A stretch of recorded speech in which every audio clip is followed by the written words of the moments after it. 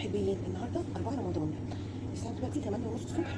نزلنا المدرسه وما بعرفش انام تاني بعد ما بصحى خلاص. يعني انا من النوع اللي طالما صحيت ولبست ونزلت واتحركت وكده خلاص اليوم بتاعي ابتدى، ما اعرفش انام تاني. فخلاص اوكي صحينا الحمد لله. انا بحب اصحى بدري اصلا، مش بحب اصحى متاخر.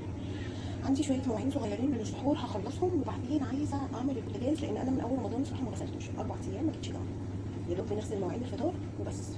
البوتاجاز لا، هخلص كده على السريع المواعين دي قاعده صغيرين وبعدين ندخل على البوتاجاز.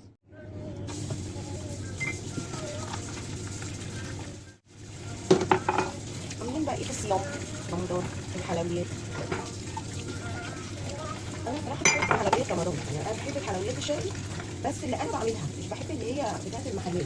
بحس ان بتاعت المحلات معرفش دلوقتي او بقالهم فتره كده الحلويات بتبقى القعده مثلا لو انا جايبه بلح الشام، زلابيا، الحاجات دي ممكن تقعد معايا ب3 ايام وما يبلغوش حاجه جامده وناشفه زي ما هي، بس طعمها ما بيبقاش حلو. العسل اللي هم حاطينه ده حتى طعم العسل كمان مش حلو. حاسه ان هو يعني اقرب الى ان هو جلوكوز خالص من ان هو عسل حلويات. كان زمان تاكلوا الحلويات تحس ان هي قلبها فيه عسل كده حلو طعمه حلو. لا مش حبيت، ما حبيتش خالص. جربت من كذا مكان كلهم نفس الطريقه دي، اللي هي تحس ان هي حاجه مصنعه، مش عارفه يعني مش حاساها اصلا حلويات، يعني طعمها حاجه صناعيه خالص. مش عارفه انتوا كمان اخدتوا بالكم من حاجه زي كده ولا عادي؟ يعني انا جبت من محلين كده وعندنا هنا في اسكندريه وعادي مشهورين يعني بالحاجات اللي هي الشرقي دي. لا ما عجبتنيش خالص، ما عجبتنيش. فانا بعمل عندي هنا في البيت على مزاج بقى، يعني عايزاها طريه، عايزاها ناشفه، عايزاها فيها عسل، عايزاها عسلها قليل زي ما انا عايزه. هخلص المواعين وهخلص البوتاجاز وهعمل معاكم لقمه القدس.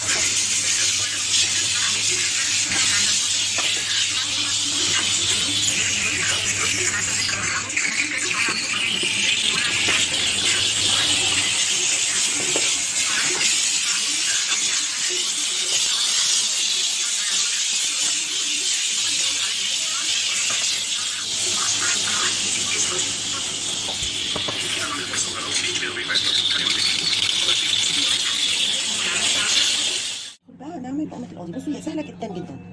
الاول هبدا بكوبايتين من الدقيق. واحد، بسم الله. ادي الثانيه. معلقتين كبار من النشا. هحط معلقه لبن بودر، ممكن تستغني عنها عادي. هحط معلقه من الخميره الفوريه، معلقتين سكر. هنزل بقى بشويه ميه دافيه حوالي نص كوبايه وهبدا اقلب. انا عايزه العجينه بتاعتها تخينه مش قليله. ده شويه لبن عادي وحطيت عليهم شويه ميه، بس عشان كانت الكوبايه عندي فيها حليب فقلت بدل ميه. هي بتبقى عجينتها تقيله مش خفيفه، فما تزوديش الميه بسرعه قوي، واحده واحده لحد ما تلاقي القوام بتاعها كده تبقى معاكي، عشان ما تبقاش صيصه معاكي قوي ما تعرفيش تلميها. بصوا بصوا عامله ازاي تقيله تقيله. هقعد بقى اقلب فيها كده لحد ما التكتلات بتاعت العجين دي تروح. القوام بتاعها عامل ازاي؟ شايفين تقيل ازاي؟ هي خدت معايا بالظبط كوبايه واحده بس من الميه. بقعد الف فيها كده عشان انا عايزه عرقها يطلع، عايزه العجينه دي عادي. بقعد الف كده لسه لما بتخمر برضه بتتقل سيكه. فهو ده القوام اللي انا عايزاه، مش اقل من كده. شايفين؟ عشان كده بحط الميه مش قوي عشان ما تسيلش منكم. لو سالت منكم هتعمل الاشكال الهلاميه دي. هنسيبها بقى تخمر ونشوفها لما تخمر ازاي. هنزل بقى خمرها ده، شايفين؟ وهكون محضره هنا كيس من بتاع الحلواني هعبيها فيه وبسخن الزيت.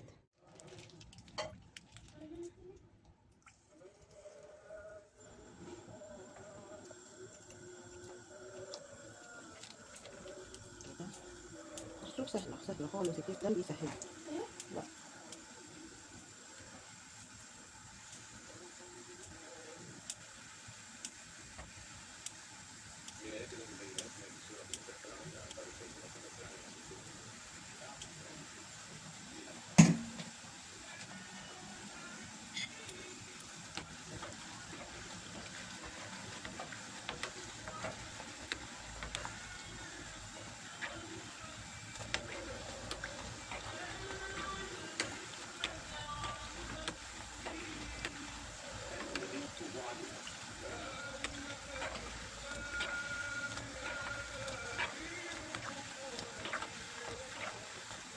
لازم ايدك تبقى فيها تقلب تقلب تقلب عشان يبقى اللون ذهبي فاتح كده. اول ما يبقى اللون ذهبي فاتح هطلعها، هطلعها اقلبها على مرتين.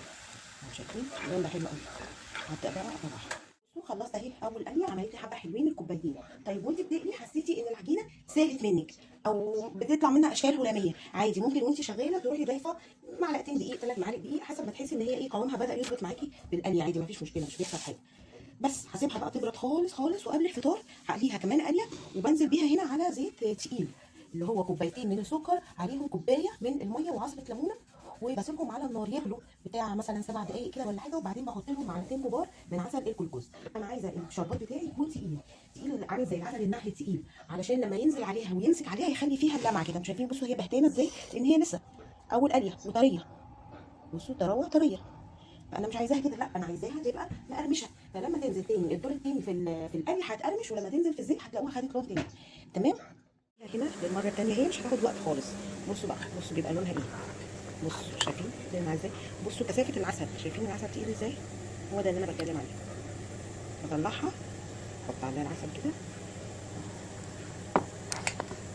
اقلبها كده. بصوا بصوا بصوا الحلاوه، المدفع يضرب بس هو اوريكم القرمشه. بصوا حلاوه، كبروا صغروا زي ما انتوا عايزين. كمان على حاجه حلوين، اللي يلاقي المطحنه دي بتتباع ما يشتري، مش فاشله فاشله فاشله. جبتها ما اشتغلتش كام مره، رحت صلحتها واشتغلت معايا سنه كده ولا حاجه، وبعدين انا ما يعني مش بعمل فيها حاجه، ده انا بطحن فيها شويه سكر بالكتير قوي يعني. إيه ما عملتش فيها حاجه، هي اغلبها بطحن فيها سكر بودره مش مستحمله اصلا، ورجعت باظت تاني، فخلاص مش هصلحها اصلا يعني، ما تستاهلش التصليح، فنلاقيها ما يجيبهاش.